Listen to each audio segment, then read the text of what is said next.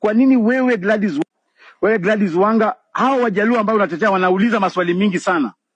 Kwa nini wewe Gladys Wanga, wakati ulisikia Raila amekufa na ameaga dunia kule India, hata kabla mwili wa Raila ufike Kenya, hata kabla wewe uende uone mwili wa Raila uhakikishe kweli Raila amekufa, ulikuwa umeita mkutano, umeshamreplace kama kiongozi wa ODM.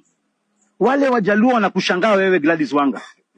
Kwa nini wakati yule mheshimiwa wa Kasipul Ong'ondo Were alikufa, Gladys Wanga ulilia ukaroll paka kwa vumbi, ukalia machozi yote karibu utoe hata nguo, lakini kwa kifo Raila Gladys Wanga hujatoa hata machozi hata moja.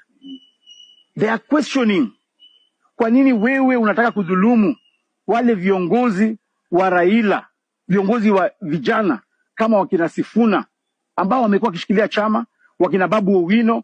Wewe sasa umepewa masharti na mkubwa wako wa UDA amekupea masharti ufukuze hao vijana wote kwa chama, uharibu chama ya Raila Amolo Odinga. So sisi tunakuambia you are not genuine and we are calling you out. Wewe uache utoe jina Rigathi Gachagua.